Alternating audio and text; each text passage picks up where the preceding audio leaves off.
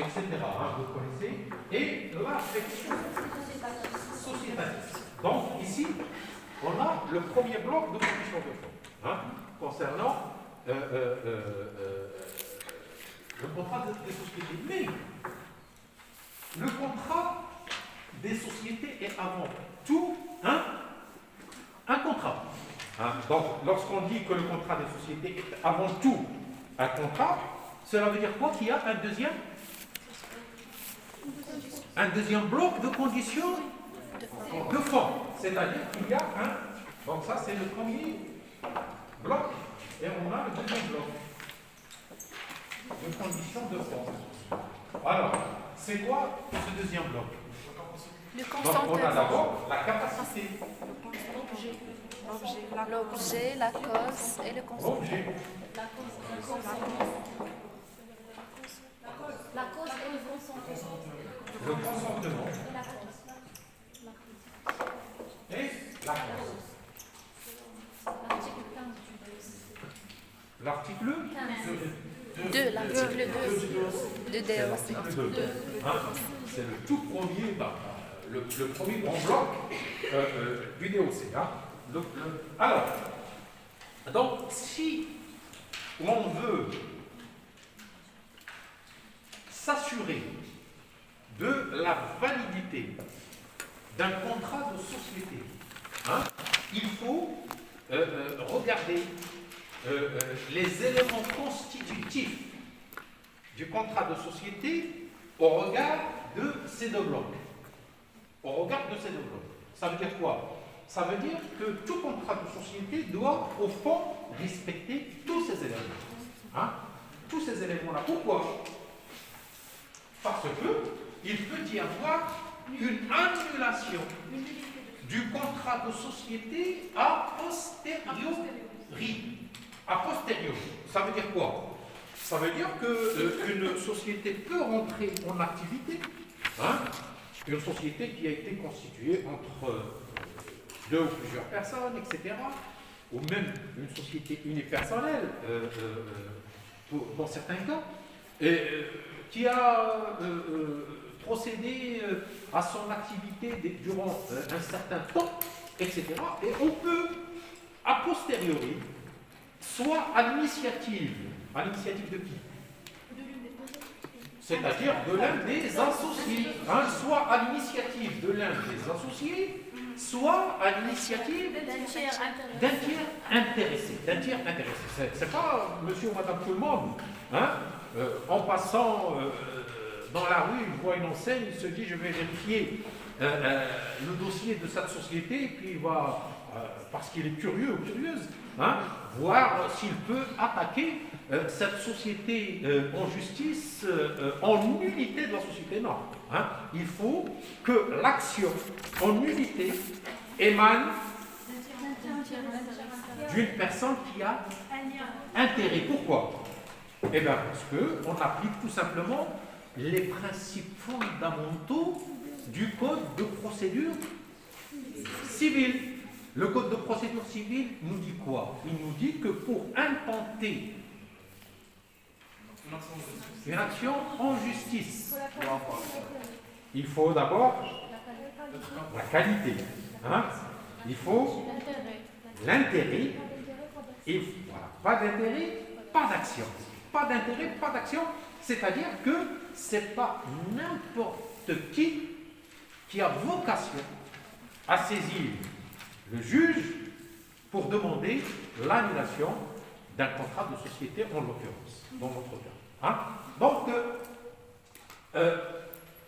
tous ces éléments-là, pour une personne qui serait intéressée, un associé ou plusieurs associés, un tiers intéressé, ces éléments-là peuvent, si on a un qui fait défaut, entraîner éventuellement l'annulité du contrat de société. Mais l'annulité du contrat de société, ne peut pas s'opposer dans les mêmes termes que l'annulité d'un contrat d'une personne physique. Ah, pourquoi? Parce que le contrat de société, c'est quoi? La société, en général, c'est quoi? La société, c'est une C'est une personne morale.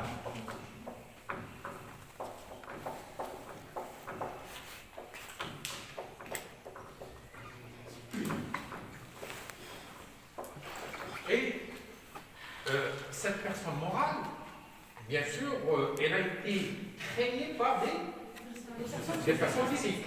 Parfois, il y a des personnes morales qui sont créées qui manquent de personnes morales. Mais il faut qu'il y ait aussi des personnes physiques. Donc, on a des personnes physiques.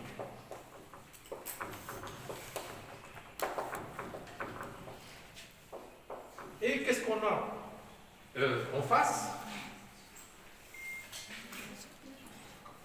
Les partenaires. Les partenaires de la société, c'est-à-dire les tiers. Cela veut dire quoi? Cela veut dire qu'entre les tiers et ces personnes physiques, il y a ce qu'on appelle un écran. La société, personne morale, constitue un écran entre ces deux parties. Et donc, pour vous dire que la nullité d'une société pose des difficultés autres que les difficultés qui sont posées par la nullité d'un contrat entre deux personnes physiques. Hein? Monsieur X contre Monsieur X, les choses sont simples. Hein? Les choses sont simples. Pourquoi? Parce que X contre Y, hein? Qui ont des liens contractuels, bien sûr. Hein?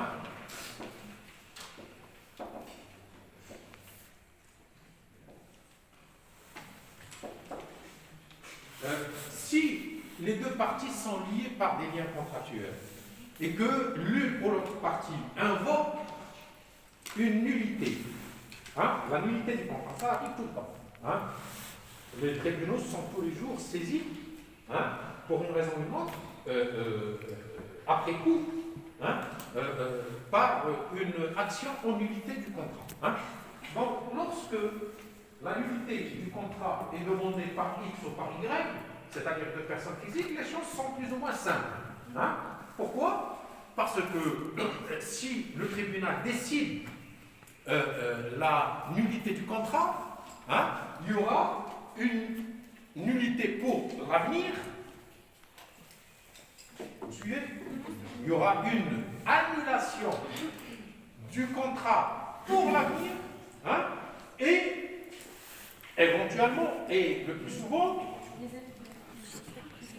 précédemment, c'est-à-dire rétroactive. Il y aura une nullité rétroactive. Ça veut dire quoi une nullité rétroactive? C'est-à-dire que le tribunal remettra les deux parties à la situation initiale avant la conclusion du contrat. C'est-à-dire qu'il y aura des remises entre les parties. Hein. Chacun remettra ce qu'il a eu, hein, pour les remettre à leur situation initiale. Hein. Et éventuellement, s'il faut remettre de l'argent aussi, etc., l'une ou l'autre partie pourra poursuivre l'autre à travers ses biens personnels, à travers son patrimoine. À travers son patrimoine. Ce qui n'est pas le cas dans le cadre de la société. Hein? Les tiers ne peuvent pas. Qu'est-ce qu'ils ne peuvent pas faire, les tiers? Est-ce qu'ils peuvent poursuivre les associés? En principe, non. Sauf pour les sociétés de personnes, hein, pour lesquelles les associés s'engagent et engagent leur patrimoine personnel. Mais autrement, pour les sociétés anonymes, qui sont les plus nombreuses, pour les sages, qui sont les plus nombreuses, pour, etc., pour les autres types de sociétés, le patrimoine de la société, de la personne morale, il est comment? Il est séparé. Hein? Il est séparé du patrimoine des associés. Cela veut dire quoi? Cela veut dire que les associés ne s'engagent qu'à hauteur de leurs apports. Hein? Et leurs apports, on va les trouver où? Dans le domaine social de leur société. Dans le patrimoine de la société. dans le patrimoine de la personne morale. C'est pour cette raison que annuler une société après coup pose des problèmes. Et le tribunal va tout faire pour éviter la nullité. Va tout faire pour éviter la nullité. Pourquoi? Parce que, comme je l'ai dit hier, il faut assurer une certaine pérennité de l'activité économique. Et donc le juge, avant de prononcer la nullité de la société, il faut vraiment qu'il y ait des éléments qui le nécessitent. Et il faut en plus qu'il n'y ait pas de solution pour rattraper le coup, comme on dit. Autrement, le tribunal va ordonner d'entreprendre toutes les mesures qui sont susceptibles de corriger la nullité. Ce qui n'est pas le cas quand il s'agit d'une nullité de personnes physiques. Les choses sont plus ou moins simples. Alors que la nullité en matière de contrat de société, bien entendu, lorsque les conditions de fond ne sont pas réunies, on peut invoquer la nullité, que ce soit par les associés ou par les tiers intéressés, mais cette action en nullité n'aboutira que lorsque le tribunal ne pourra pas procéder autrement. Voilà. Donc, rappelez-vous de ces principes de base en matière de conditions de fond. Et je reviendrai par la suite à cette histoire de nullité et des principes qui règnent en la matière. Donc là, on va voir brièvement ce qu'on entend par les conditions de... Et donc, vous allez tout de suite comprendre qu'en matière de conditions de forme, la sanction n'est pas la même. C'est-à-dire, ça veut dire quoi? La sanction n'est pas la même. Ça veut dire qu'en l'absence d'une des conditions de forme, le résultat serait différent. On ne va pas apprécier les choses de la même manière. Alors, la première condition de forme, c'est ce qu'on appelle la rédaction des statuts.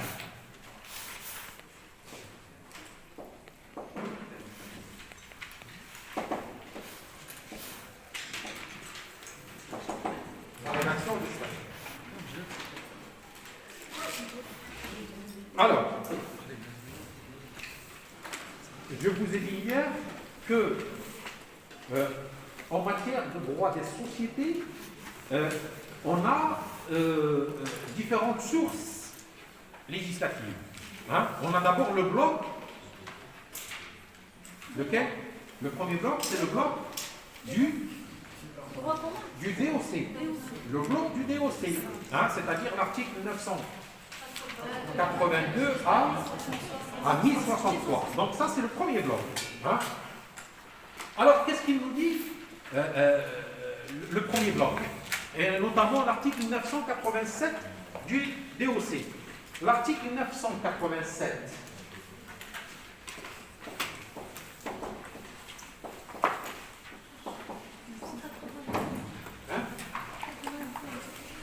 L'article 987, c'est bien ça. Tu peux lire l'article? Un peu de silence, s'il vous plaît. La société est parfaite par le consentement des parties sur la constitution de la société et sur les autres clauses du contrat, voilà. sauf les cas dans lesquels la loi exige une forme spéciale. Alors, donc, l'article 987 nous dit que la société est parfaite par le consentement des parties. Donc, si l'on suit les dispositions de l'article 987, cela veut dire quoi? Cela veut dire que l'écrit, la rédaction des statuts n'est pas obligatoire. Or, les deux lois qui sont venues par la suite, 1795 et 596, et notamment la loi sur la société anonyme. Pourquoi? J'ouvre une parenthèse pour vous dire que dans la loi sur la société anonyme, on a des dispositions légales qui sont applicables aux autres sociétés, c'est-à-dire aux sociétés de la loi 596. Hein, de la loi 596. Donc, retenez bien ça. On a la loi 1795, c'est la société anonyme. 1795, c'est la société anonyme. Anonyme. Et vous avez la loi 596, c'est la SNC, c'est la société en commandite simple, c'est la société en commandite par action, c'est la société à responsabilité limitée, etc. Alors, donc, la loi 596 nous dit, dans son premier article, nous dit dans son premier article que un certain nombre d'articles de la loi 1795 lui sont applicables. Ça veut dire quoi? Ça veut dire, vous avez la loi, non? Non. La loi 596. Attends. L'article 1.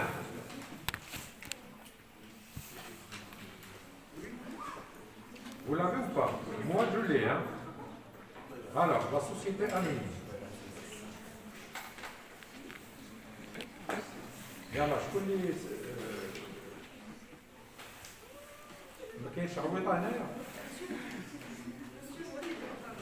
L'article 1er, vous l'avez? Alors, tu peux nous lire l'article 1er? La société en nom collectif, la société en commandite simple et la société en commandite par action, la société à responsabilité limitée, sont régies par les présents lois et par la disposition du DAER 920-1331, formant le code des obligations et contrats dans la mesure où elles ne sont pas contraires aux dispositions de la loi. Ah, donc c'est la loi 596 plutôt. Pardon. Donc c'est l'article 1er de l'article de la loi 596. Vous l'avez? Alors. C'est plus précisément le deuxième alinéa de l'article. Ah oui, voilà, tout à fait, oui. Alors. Les dispositions des articles 2, 3, 5, 8, 11, 12, Ah, voilà. 27, 31, 32. Alors, répétez-le tout doucement, mademoiselle. Et les autres, ouvrez grandes les oreilles. Titre premier, disposition générale, deuxième alinéa de l'article 1er. Les dispositions des articles 2, 3, 5, 8, 11, 12, 27, 31, 32, 136 à 138, 222 à 229, de 337 à 348, de 361 à 372 de la loi numéro 1795 relative aux sociétés anonymes s'applique aux sociétés visées par la présente loi. Dans la mesure où... Voilà. Donc c'est bon. Alors qu'est-ce qu'il nous dit? L'article 1er. Article 1. Alinéa 2, c'est ça? Oui. Alinéa 2 de la loi. De la loi 596. Donc la loi 596, vous savez de quoi s'agit-il? SNC, commandite simple, commandite par action, SARL, etc. Donc, qu'est-ce qu'il nous dit cet article? C'est un article fondamental. Il nous dit que certaines dispositions de quoi? De la loi 1795.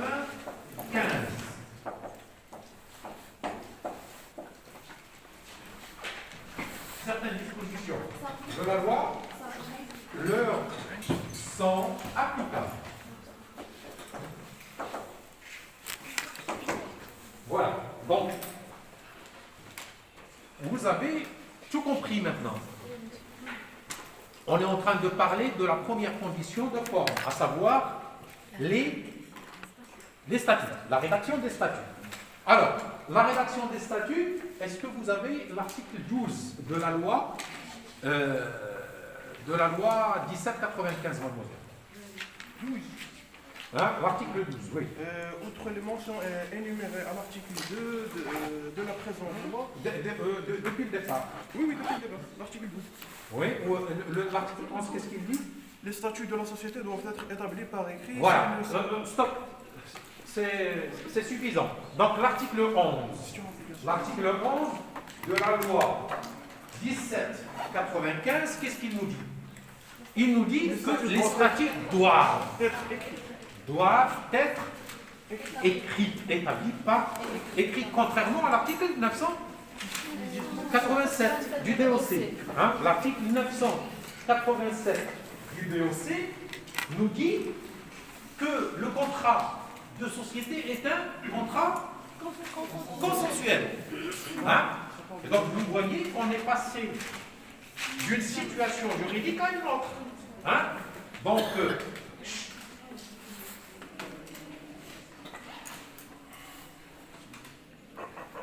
les dispositions du DOC faisaient que on pouvait prouver l'existence de la société par tout moyen. Quand on dit la société peut être constituée d'une manière consensuelle, c'est-à-dire que l'on cherchera à établir l'existence de sa société par tout moyen. C'est ça le consentement. Le principe du consentement, ça veut dire quoi? Liberté de preuve. La liberté de preuve. C'est-à-dire que toutes les preuves, mais à n'importe quelle preuve, ce sont les preuves de qui? Les preuves du DOC. Ce sont ce qu'on appelle les preuves légales. Ce sont les preuves légales. Hein? Acceptable par le. Ce sont les preuves légales en matière contractuelle, c'est-à-dire en matière civile. Hein? Parce qu'il y a une différence d'établissement de preuves entre la matière civile et la matière pénale. La matière pénale, bon, en matière pénale, il n'y a pas de système légal. C'est-à-dire que la preuve en matière pénale, elle est libre. Elle est libre. C'est-à-dire que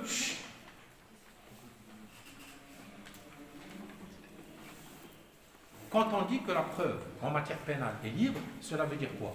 Cela veut dire qu'on peut l'établir par tout moyen.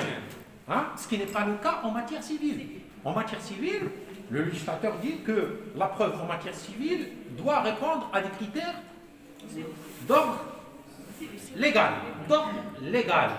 Et quand on dit d'ordre légal, c'est-à-dire qu'il faut se référer au DOC pour voir quelles sont les preuves qui sont acceptables. Par exemple, si vous saisissez le juge pour lui dire que vous réclamez de l'argent à une personne, hein, parce que vous lui avez prêté de l'argent, 20 000 dirhams, par exemple, hein, qu'est-ce qu'il va vous demander le juge? La preuve.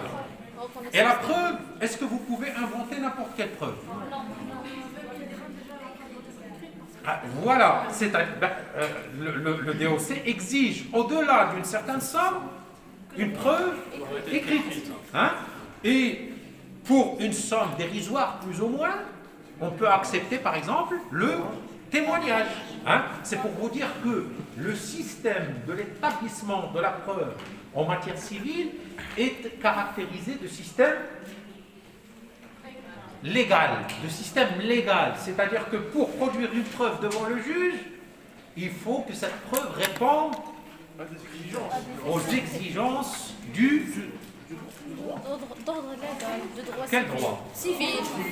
Quel droit civil? Le DOC, attention, maintenant vous devez vous conformer à l'exactitude de vos énonciations. Hein? Quand on dit que la preuve doit être conforme à l'exigence légale, c'est-à-dire les exigences du DOC, hein, parce que vous avez un chapitre dans le DOC qui s'intitule les moyens de preuve, la preuve légale, la preuve, le régime des preuves.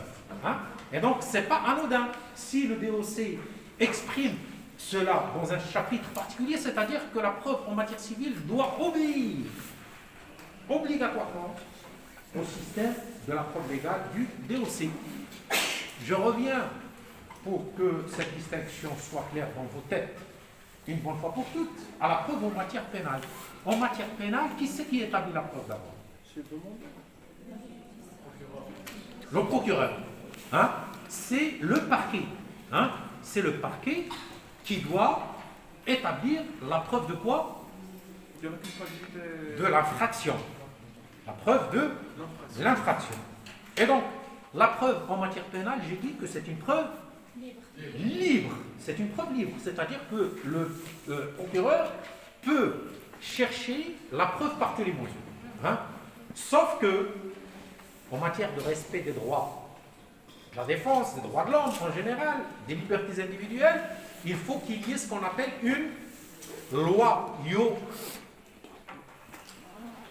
La loyauté de la preuve. La loyauté de la preuve. Parmi ce principe de loyauté de la preuve, on peut par exemple dire que le parquet ne peut pas, par exemple, pousser une personne à commettre une infraction, hein, pour dire que cette personne est coupable de la commission d'une infraction. Par exemple, en matière de trafic de stupéfiants. Hein, en matière de trafic de stupéfiants, on accepte souvent, ce n'était pas toujours le cas, que la police judiciaire s'incruste dans les réseaux. Hein? Par exemple, un officier, un inspecteur de la police judiciaire, il va, par exemple, repérer un trafiquant de drogue, hein, il va essayer de le contacter et il va faire semblant d'aller acheter de la drogue chez cette personne. Hein? Et donc, pourquoi il va acheter cette drogue chez cette personne? C'est pour avoir la preuve.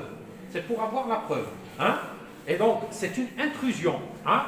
On a qualifié jadis cette méthode de méthode qui pousse à la commission de l'infraction. Et donc, c'est posé la question, est-ce que c'est une méthode qui est acceptée en matière de droit ou pas? On a fini par l'accepter. Hein? Tellement le trafic de drogue est devenu un fléau dans les sociétés, même dans les sociétés démocratiques, hein, on accepte qu'il y ait une intrusion, hein, des éléments de la police ou de la gendarmerie qui enquêtent sur un réseau de trafic, etc., pour établir la preuve comme quoi il y a bel et bien un trafic de ce genre-là. Donc, je reviens à la rédaction des statuts. Donc, la rédaction des statuts, d'après l'article 987 du DOC, le contrat, donc vous pouvez le noter, selon cet article,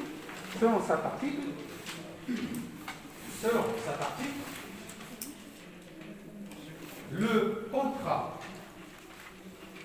de société, selon cet article, le contrat de société est un contrat consensuel.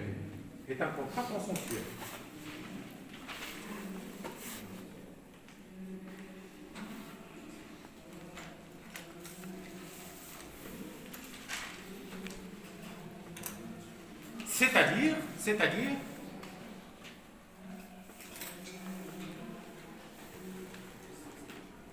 qu'on peut établir, on peut prouver l'existence, c'est-à-dire qu'on peut prouver l'existence du contrat de société par tout moyen, légal bien sûr. C'est-à-dire qu'on peut prouver l'existence du contrat de société par tout moyen de preuve. Par tout moyen de preuve.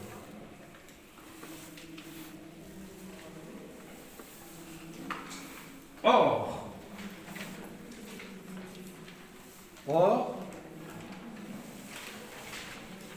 selon l'article 11,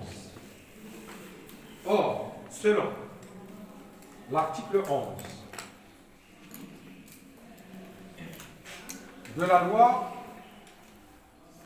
17-95, l'article 11. Or, selon l'article 11 de la loi 17-95, les statuts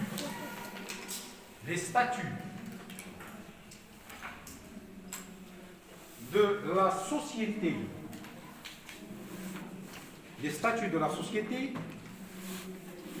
doivent être établis par écrit.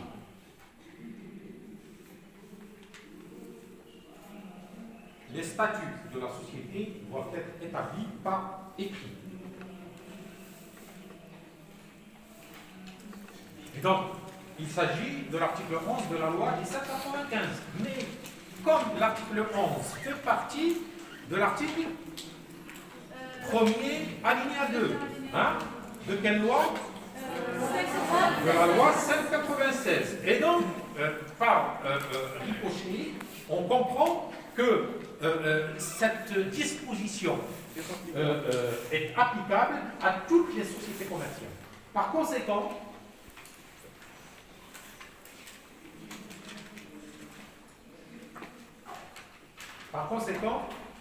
virgule, comme l'article 1er, alinéa 2, par conséquent, comme l'article 1er, alinéa 2 de la loi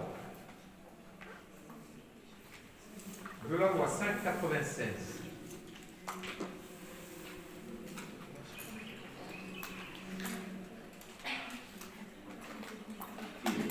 cite l'article 11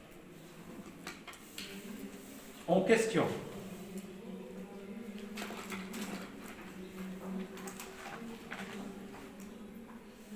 Comme concernant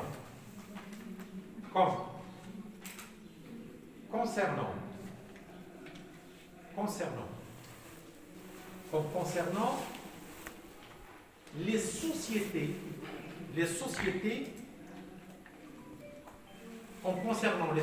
de cette dernière loi, c'est-à-dire 596, comme concernant les sociétés de cette dernière loi, on en déduit, en ON, plus loin EN. On en déduit quoi? Que c'est applicable à toutes les formes. Que la forme écrite,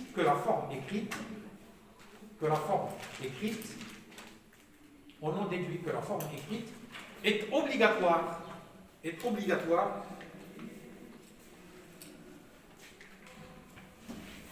pour toutes les sociétés commerciales.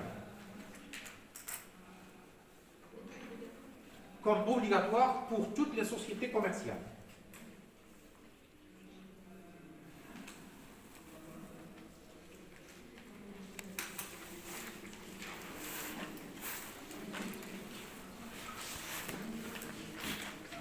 Et donc, quand on parle de statut, les statuts de la société renferment quoi?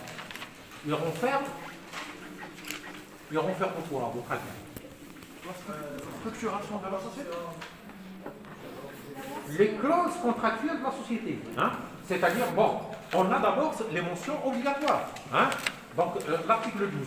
Est-ce que quelqu'un peut lire l'article 12 de la loi 1795.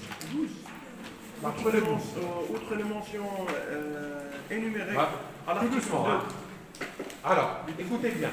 Donc, on parle de la rédaction par écrit des statuts.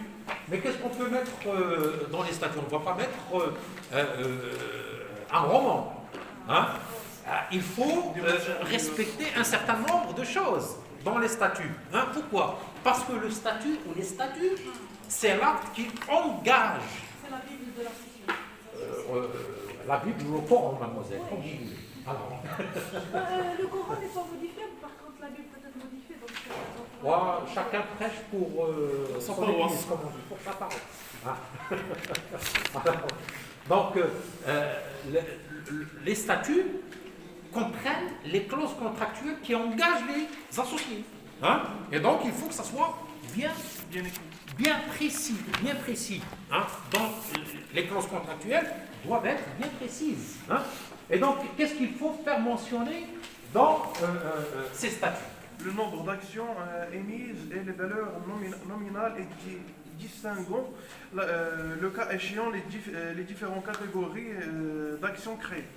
Oui. Ça c'est la première mention. La deuxième, la forme soit la forme soit exclusivement nominative, soit nominative ou au porteur des actions. Voilà. Donc ça c'est Oui. les termes de l'article. Oui, c'est l'article 12. Hein? Non. Non, non. Alors c'est une ancienne version. Donc, oui, madame. Alors, écoutez bien les mentions qui doivent être intégrées dans les statuts. Allez-y, mademoiselle. Premièrement, le nombre d'actions émises et leur valeur nominale en distinguant. Voilà, donc le nombre d'actions émises. Pourquoi? Parce que il faut connaître le capital social. Hein? Il faut connaître le capital social et la valeur nominale. Parce que cela peut avoir une incidence sur beaucoup de choses par la suite. C'est pour cette raison qu'il faut mentionner le nombre d'actions et leur valeur nominale, leur valeur de départ. Hein? Pourquoi? Parce que la valeur nominale sera amenée à fluctuer en fonction de la valeur de la société. Hein? Par exemple, surtout pour les sociétés qui font appel à l'épargne publique, c'est-à-dire qui sont éventuellement cotées en bourse, etc. Hein? Leur valeur nominale fluctue au gré de la valeur de la société. Mais dans la rédaction initiale des statuts, il faut mentionner la valeur nominative de l'action. Oui, donc il y a ça. Mentionner la valeur des actions, oui. Deuxièmement, le nombre d'actions émises et leur valeur nominale en distinguant la forme soit exclusivement nominative, soit nominative au porteur des actions. oui, oui, En cas de restriction à la libre négociation ou cession des actions, les conditions particulières auxquelles est soumise l'agrément des cessionnaires.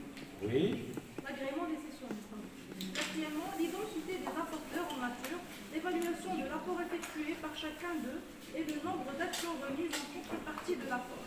oui, Cinquièmement, l'identité des bénéficiaires d'avantages particuliers et la nature de ceux-ci. Sixièmement, les clauses relatives à la composition, au fonctionnement et au pouvoir des organes de la société.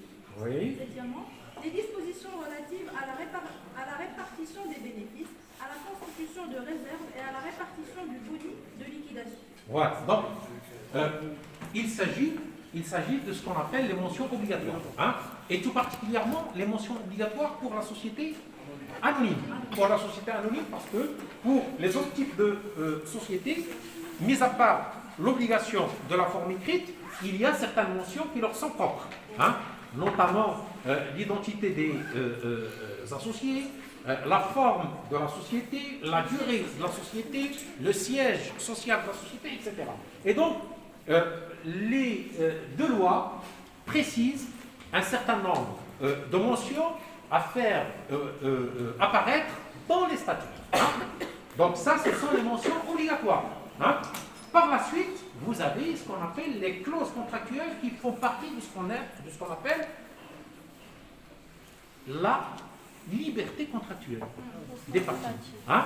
C'est-à-dire, mis à part ou bien à côté de ces clauses, ces mentions obligatoires légales, vous avez toute la liberté qui régira les clauses contractuelles qui vont faire partie des statuts.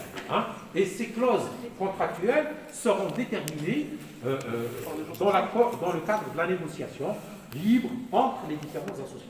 Donc, les deux lois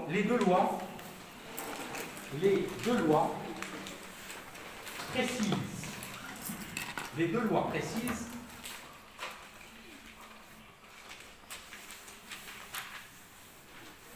les mentions obligatoires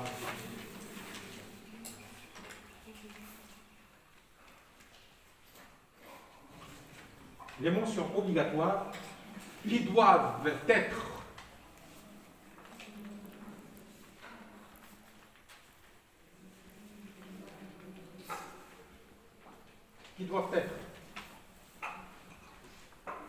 incluses dans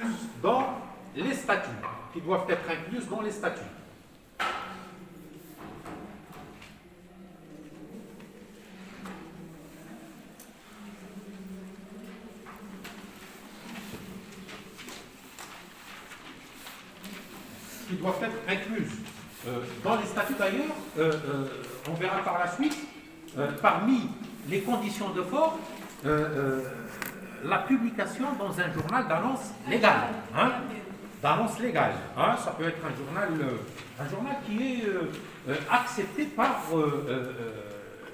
les autorités administratives. Hein. Et donc on reprend dans cette annonce légale brève, hein, les mentions fondamentales des statuts, c'est-à-dire l'identité des actionnaires, les parts sociales, le siège, la durée de la société, l'objet de la société, etc. Hein. Et donc la publicité dans un journal d'annonce légale sert à faire connaître la société vis-à-vis des tiers. Hein, vis-à-vis des tiers. Ça ressemble en quelque sorte en matière immobilière à ce qu'on appelle la publicité foncière. Hein. Cela peut être comparé, mais sur un autre niveau, à ce qu'on appelle la publicité foncière. Hein. C'est-à-dire, dès que c'est publié, ça devient opposable au tiers. Donc, ça c'est un exemple, c'est ça? Voilà. Donc, dès que l'encart publicitaire de la société est publié dans un journal d'annonce légale, eh bien, la société prend forme, entre autres, hein, parce qu'il y a d'autres formalités. La rédaction des statuts, la publication dans un journal d'annonce légale, l'enregistrement auprès de l'administration fiscale, hein, etc. Et donc, puis, bien entendu, l'immatriculation qui est l'acte qui va sceller le sort de la société. Hein. Voilà pourquoi, parce qu'à partir de cette immatriculation, la société acquiert sa personnalité morale et devient indépendante des associés. Alors, il faut préciser que dans les rapports entre les associés, il faut préciser que dans les rapports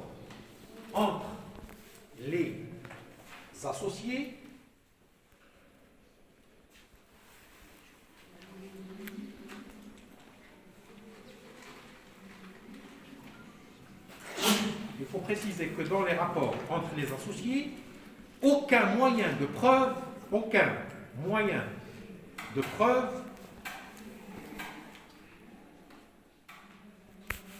n'est admis,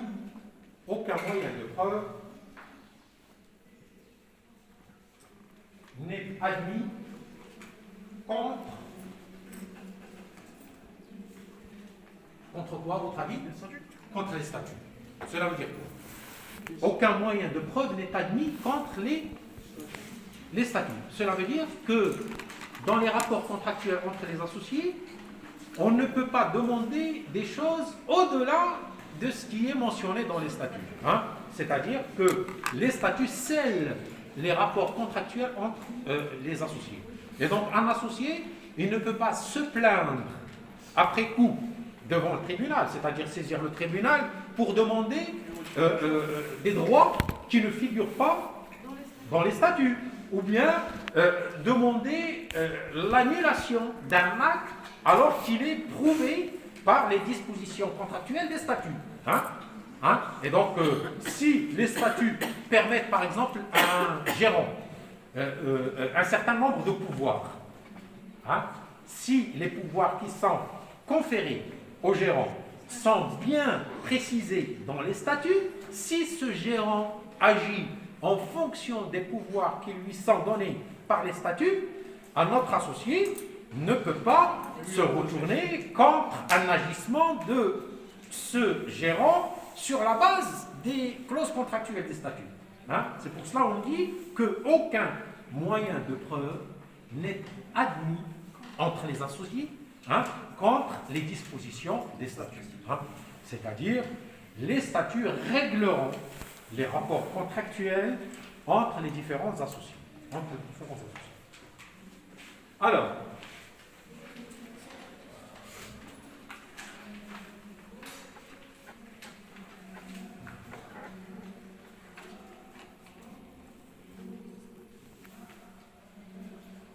à votre avis, on parle des conditions de forme et on parle de la rédaction des statuts comme étant une des conditions de forme, hein, en matière de droit des sociétés. Imaginez qu'une société ait pris naissance, existe, mais il n'y a pas de statut. Qu'est-ce qui se passe? Ça peut arriver. Est-ce que les actions qui ont été accomplies par cette société vont compter ou pas? Ou bien on va considérer que tout ce qui a été fait par cette société, par le truchement des associés, hein, par le truchement des associés, est-ce qu'on va considérer que ce sont des actes valables ou pas? C'est des actes valables. Je pense qu'ils seront valables, mais ils seront imputables aux associés directement. Au lieu d'avoir l'indépendance du patrimoine que dans la société, le patrimoine des associés sera directement visé. Ça veut dire quoi? Oui, donc là, si il est en train d'arriver à la réponse exacte, mais cela veut dire quoi? Si les statuts n'ont pas été rédigés. Si les statuts ne sont pas rédigés, donc la société est automatiquement considérée une société de personnes. La responsabilité... De personnes. Une société civile. Or, une société civile, ça c'est une autre catégorie de société. Donc, plus précisément, quand les statuts ne sont pas rédigés, cela veut dire quoi? Je viens de le dire. Il n'y a pas d'indépendance de C'est-à-dire il n'y a pas de reconnaissance. Il n'y a pas de rapport. Plus précisément. Il n'y a pas de rapport. Il n'y a pas de rapport. Entre les associés. Plus précisément encore. Et indépendante des associés. Mieux encore. Il n'y a pas d'écran entre les tiers et les personnes. C'est-à-dire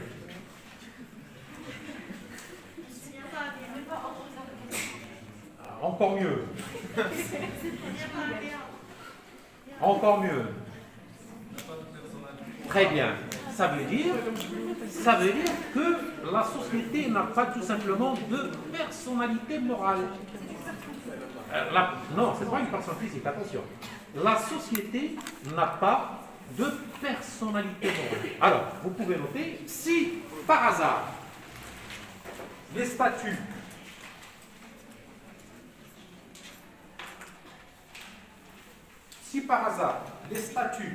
de la société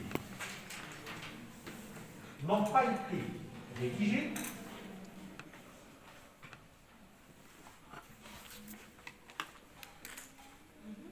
si par hasard les statuts de la société n'ont pas été rédigés, cette dernière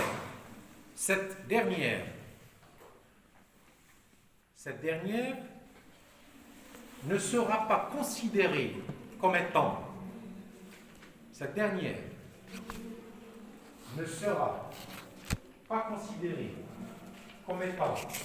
quoi? Oui, mais comme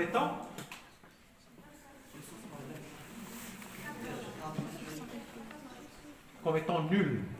Hein? On ne va pas considérer que la société, sans les statuts, est nulle. Pourquoi? Parce que les conditions sont des conditions de forme. Hein? Et on a dit que la nullité ne concerne que les conditions de forme. La rédaction des statuts n'est pas une condition de forme. Et donc, ça ne peut pas entraîner la nullité. Hein? Et donc, tout cela, quand on fait cette distinction, c'est pour sauvegarder la pérennité de l'activité. Hein?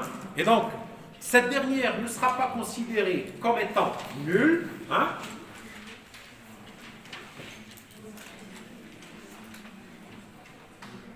Mais,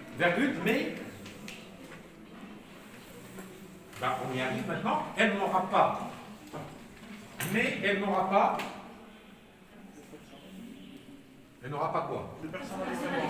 Elle n'aura pas de personnalité morale.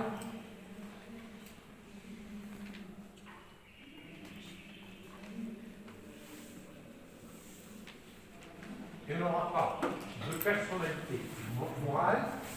Et bon, il faut pousser encore l'analyse. Hein? Parce qu'il faut bien s'occuper de ce genre de sociétés qui ont été créées sans les statuts. Hein? Qu'est-ce qu'on va faire de cette société sans les statuts? On va faire semblant qu'elle n'existe pas. Elle existe. Il y a une activité, il y a des associés, mais sans les statuts. Et donc sans personnalité morale. On la considère comment? Le législateur considère ce type de société sans personnalité morale comme étant des sociétés en participation. Très bien. Voilà. Elle sera considérée comme étant une société en participation. Une société est soulignée société en participation. Elle sera considérée comme étant une société en participation. En participation. Et donc pourquoi je vous cite ce type de société? Parce que c'est un type de société qui est réglementé. Hein? Il est réglementé par quelle loi? La loi 596. Hein? Donc si vous lisez vers la fin la loi 596, vous avez un chapitre qui est consacré aux sociétés en participation. Et la première caractéristique des sociétés en participation, c'est que ce sont des sociétés sans personnalité morale. Hein? Ce sont des sociétés sans personnalité morale. Et l'absence, bien sûr, de la personnalité morale, il est dû à l'absence des statuts et à la non-immatriculation de la société auprès du greffe du tribunal de commerce. Voilà.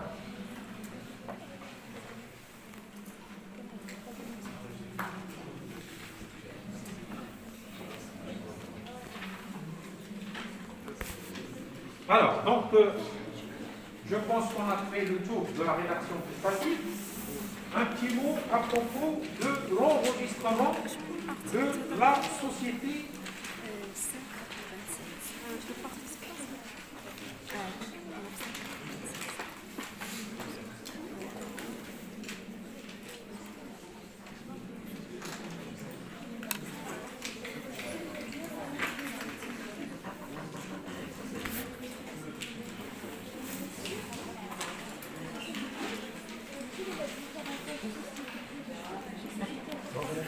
Donc, on a la société de participation, la société de fait et la société créée de fait. Hein? Donc, ce sont des subtilités. On va les voir par la suite.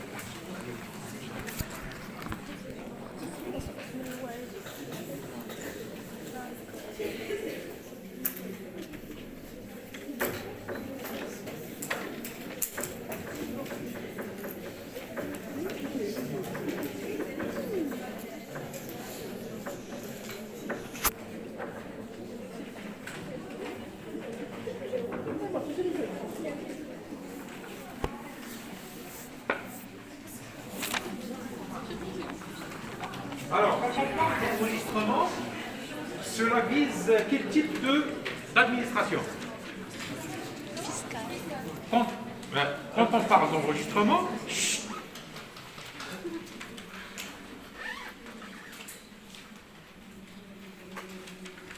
comment on appelle l'enregistrement en arabe? إدارة التسجيل والتنبذ. Enregistrement et timbre. Alors, l'enregistrement de l'acte constitutif de la société, hein, c'est-à-dire l'enregistrement des statuts. L'enregistrement des statuts. Il se fait auprès de l'administration de l'enregistrement et du timbre. Hein. Alors, lorsqu'on procède à cet enregistrement, en général, c'est pour donner ce qu'on appelle une date certaine. C'est pour donner une date certaine. Vous savez ce que c'est que la date certaine? C'est quoi la date certaine? Fixée, oui. Alors, vous avez étudié la théorie générale des obligations. Allez. Une date certaine, ça veut dire quoi? Quels sont les actes que l'on caractérise d'actes ayant date certaine? Les actes authentiques. L'acte authentique. L'acte authentique établi par un notaire établi par un ali, établi par une justice, hein, par un avocat, dans certains cas, ce sont des actes qui ont ce qu'on appelle une date certaine. Ça veut dire quoi une date certaine? Hein? Non, on n'a pas besoin. Mais bon, qu'est-ce qu'on entend par date certaine? Date de validité. Hein? Date, voilà. Il y a le sens de l'authentification et de l'opposabilité au tiers. Surtout l'opposabilité au tiers. Ça veut dire quoi, opposabilité au tiers? Ça veut dire que si vous avez établi un acte ayant date certaine, hein, avant, par exemple en matière de vente immobilière, en matière de vente, ça n'est plus le cas actuellement, parce que vous savez que maintenant, toutes les ventes immobilières, tout ce qui doit se passer sur un bien immobilier doit se faire selon la forme authentique. Selon la forme authentique, et la forme authentique donne automatiquement date certaine à l'acte, hein, qui devient opposable au tiers. Hein, mais avant, on pouvait, les parties par exemple, pouvaient établir par elles-mêmes un acte de vente. Hein. Vous êtes propriétaire d'un bien immobilier, vous le vendez à une autre personne. Si vous êtes connaisseur en matière de rédaction d'actes, vous pouvez écrire par vous-même, signer. Et qu'est-ce qu'on faisait? On procédait à la légalisation des signatures. Et ce procédé de légalisation des signatures conférait à l'acte une date certaine. Ça veut dire que l'agent préposé à la légalisation des signatures authentifie vos signatures. C'est-à-dire qu'il atteste que c'est bien vous, hein, qui avez signé par devant lui l'acte en question. Bien entendu, cette authentification, cette certification de signature est assortie d'une date. Hein? Et donc, à partir de cette date-là, l'acte est opposable au tiers. Hein? Personne ne pourra dire que ça n'est pas votre signature, ça n'est pas un acte qui a été établi par vous-même et votre partenaire. Hein? Il peut le dire, hein? Mais qu'est-ce qu'il doit faire? Il doit dire... Il doit prouver que c'est un faux. Il doit prouver que c'est un faux. Il doit saisir le tribunal compétent pour dire que l'acte en question n'a jamais été authentifié, certifié par un agent, un fonctionnaire public, hein, et que vous avez soit confectionné par vous-même les tampons, vous avez pris l'identité de la personne qui est... supposé faire cette certification, etc. Et donc, à propos d'un acte ayant date certaine, hein,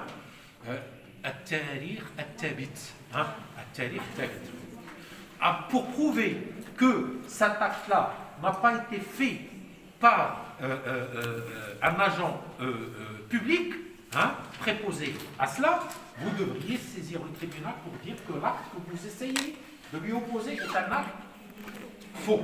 Hein? Et donc, c'est ce qu'on appelle l'inscription de faux.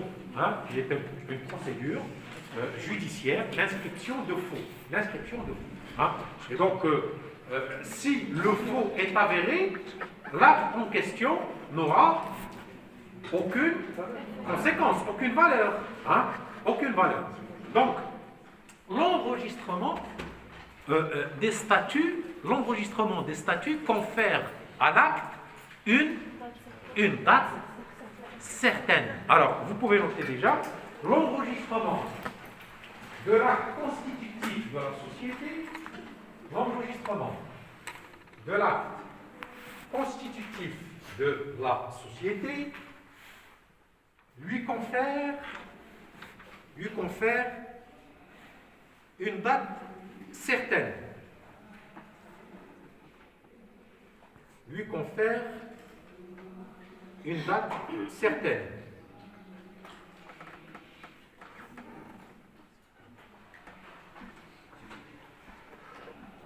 Lui confère une date certaine.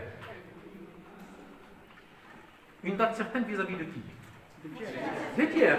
Attention, donc, la date certaine concerne les parties à l'acte vis-à-vis des tiers. Mais entre les parties, entre les associés. Les dates après, avant, Avant, c'est-à-dire que les dispositions, les clauses contractuelles des statuts engagent les associés même avant de leur conférer une date certaine. Dès leur consentement. Dès que le consentement des parties est ficelé, ils sont obligés par les clauses contractuelles des statuts. Hein? Et donc, et même avant l'immatriculation, hein? Ils sont tenus aux engagements, aux clauses contractuelles des statuts. Et donc, la date certaine n'est opposable au tiers qu'à partir de sa date, hein? Et entre les parties, leurs engagements prennent naissance à partir de leur consentement pour s'engager d'une manière dans le cadre d'une société. Alors, donc,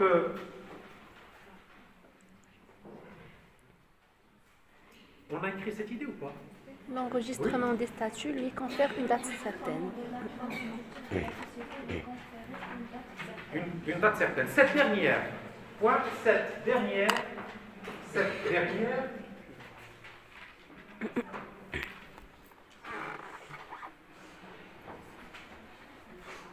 sera désormais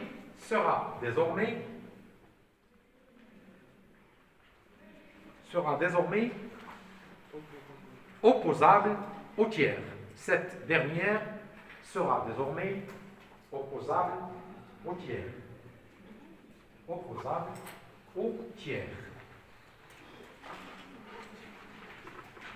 Opposable au tiers. Alors que, virgule, je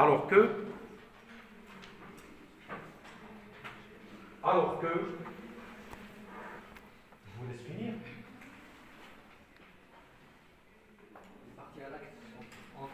Alors que les parties à l'acte,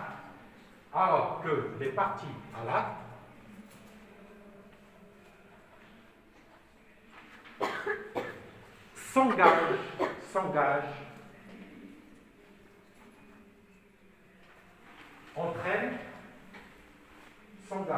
entre elles, au pluriel, hein, les parties. Alors que les parties à l'acte s'engagent entre elles, même avant la dite date, même avant la dite date.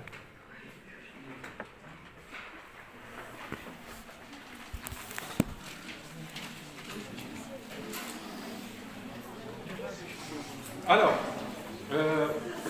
vous savez très bien que l'enregistrement, ça c'est le mécanisme, c'est pas le mécanisme contractuel du droit des sociétés.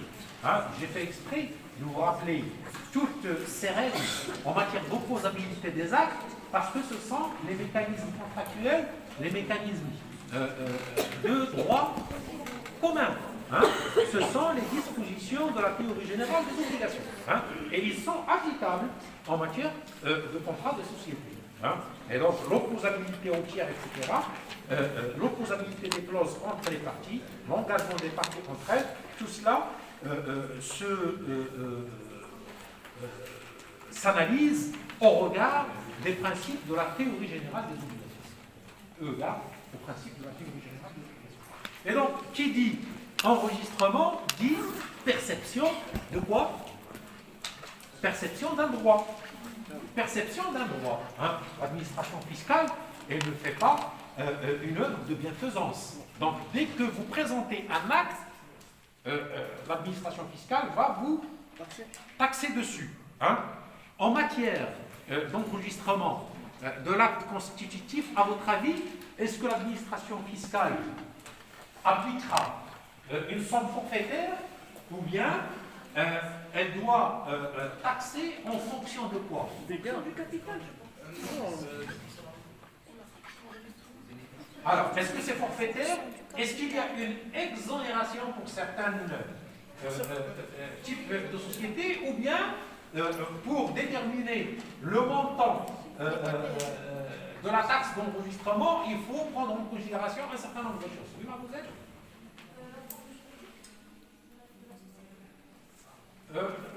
La formule juridique, non. C'est pas parce que vous avez une société anonyme ou une société à responsabilité limitée, ou SNC, que la taxation en matière d'enregistrement changera. Alors, est-ce que c'est forfaitaire? Oui. Je pense qu'il y a un tarif fixe pour inciter les gens à créer des sociétés. Voilà, voilà. Et donc, pourquoi, à votre avis, il y a un tarif fixe? C'est pour ne pas, dès le départ, constituer une entrave à la création des entreprises. Pourquoi? Parce que si l'administration fiscale appliquait une tarification en fonction de quoi? Du capital, c'est-à-dire en fonction des apports. Hein?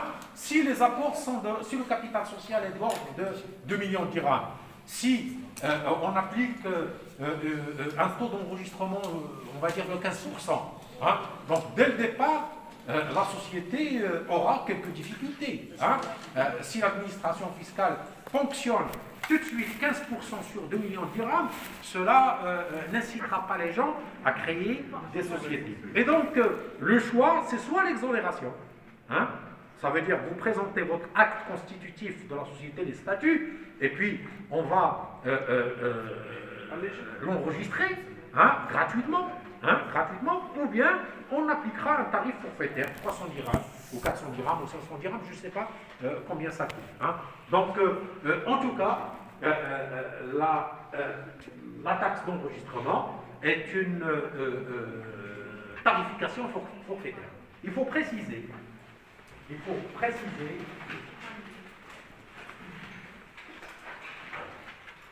que les droits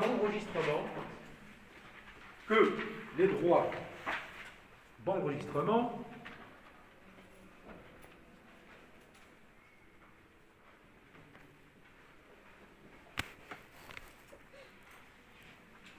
sont forfaitaires et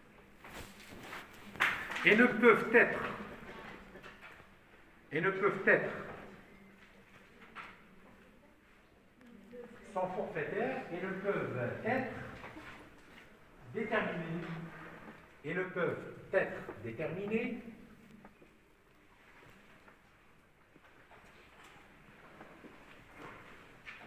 en fonction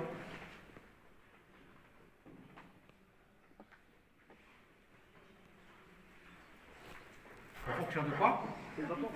De la valeur des apports. En fonction de la valeur des apports. Ou du capital social. En fonction de la valeur des apports. En fonction de la valeur des apports.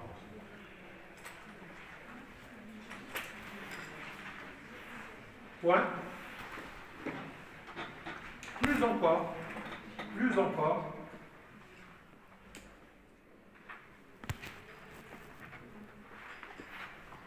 et pour faciliter la création d'entreprises,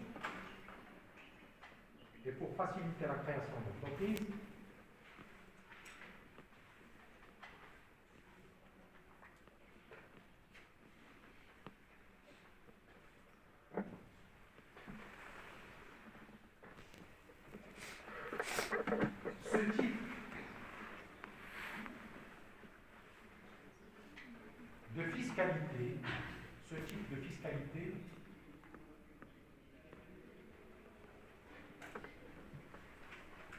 peut obéir à la gratuité. C'est-à-dire l'exonération des droits d'enregistrement. Peut obéir à la gratuité. Entre parenthèses, exonération. Peut obéir à la gratuité.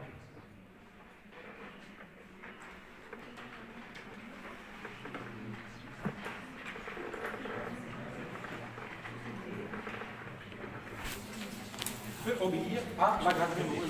Donc ça c'est la deuxième condition de forme. Troisième condition de forme, publication dans un journal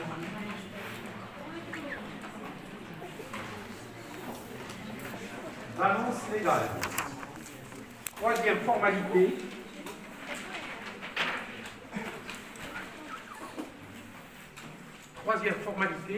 publication dans un journal d'annonce légale.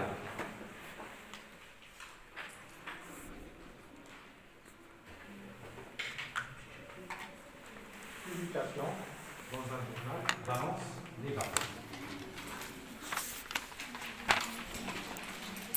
On parle d'encart publicitaire. Un encart publicitaire. L'encart, à la limite, l'encart publicitaire en question,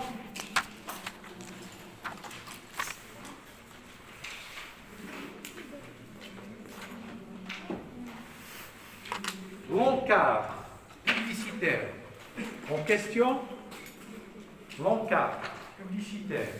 question reprendra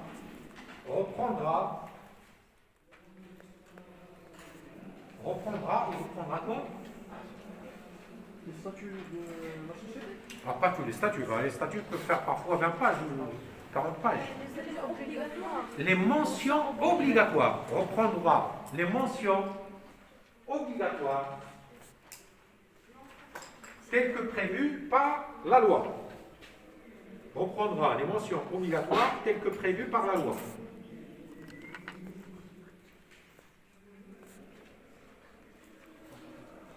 Alors, notez ces mentions. Entre parenthèses, la forme de la société. On précisera s'il s'agit d'une SARL, d'une SNC, etc. parce que l'information est importante. Entre parenthèses, forme de la société, virgule.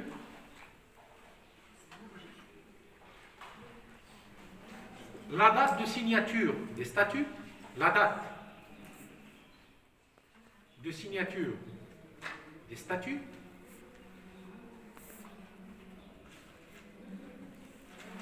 Alors, pourquoi la mention de sa date de signature des statuts est si importante? Pour informer les tiers et pour une histoire de quoi? D'opposabilité.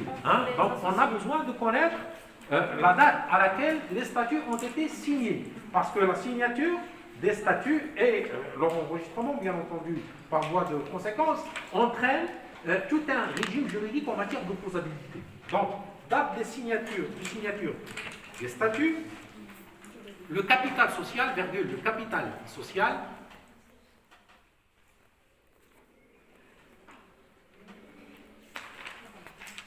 le siège social,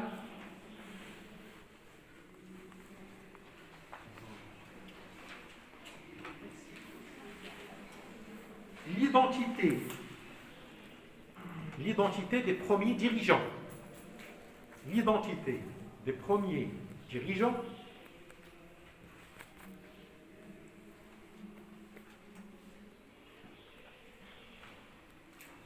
Éventuellement le directeur général, les gérants, etc. Donc on a besoin de connaître les personnes, l'identité des personnes physiques par le truchement desquelles fonctionne cette personne morale. L'identité des premiers dirigeants, le siège social, on l'a dit, et la date d'enregistrement.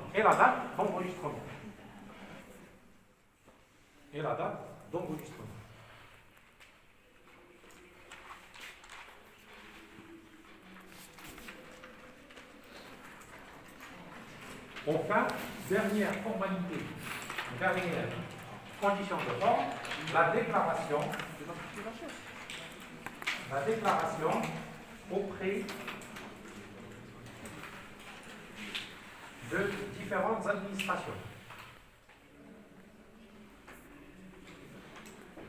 La déclaration auprès de différentes administrations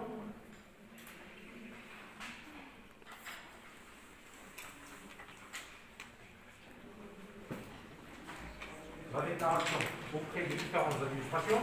Donc, le premier partenaire concerné, c'est d'abord le tribunal de commerce pour l'histoire de l'inscription au registre de commerce. Hein, au registre de commerce. Quoique maintenant, pour faciliter les choses, on a créé ce qu'on appelle le guichet unique qui s'engage, qui est responsable de procéder à toutes ces déclarations. Donc,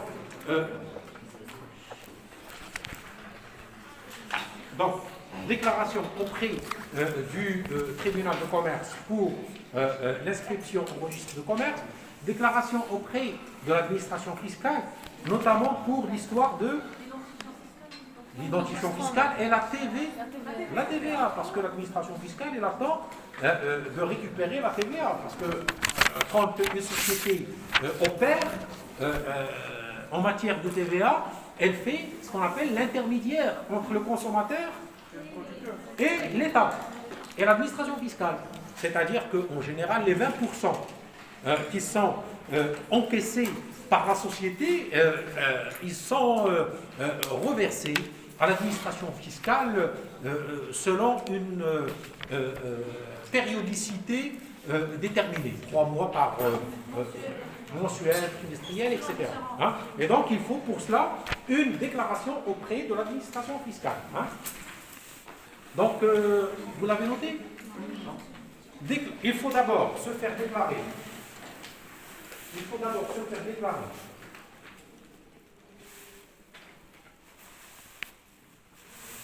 auprès du tribunal de commerce,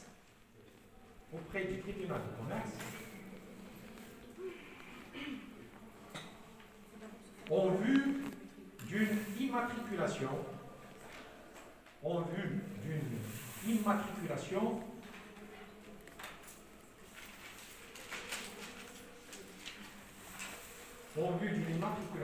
registre de commerce,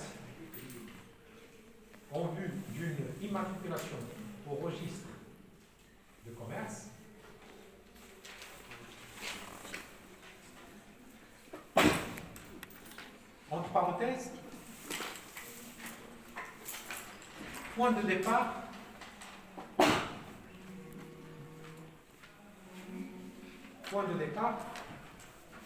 de quoi? De la personnalité morale. Point de départ de la personnalité morale. Fermez la parenthèse. Point de départ de la personnalité morale. Fermez la parenthèse. Donc, il faut d'abord se faire connaître auprès du tribunal de commerce, auprès de l'administration fiscale,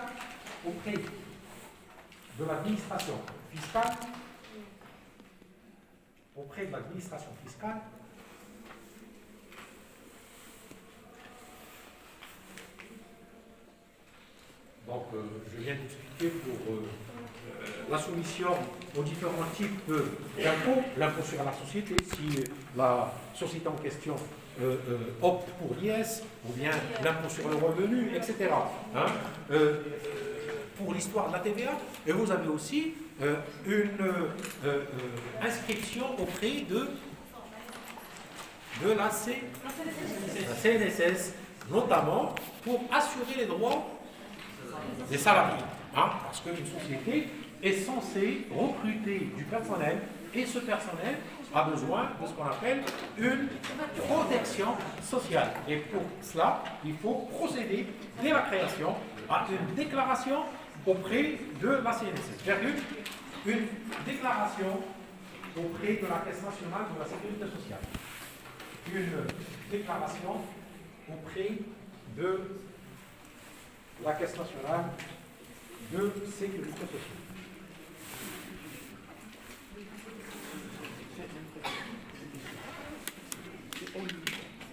Comment? Vous voulez partir? Non, on en a jusqu'à 14h. De toute façon, j'ai commandé des sandwichs pour tout le monde. Alors, pour la prochaine fois. Notez les sanctions. Et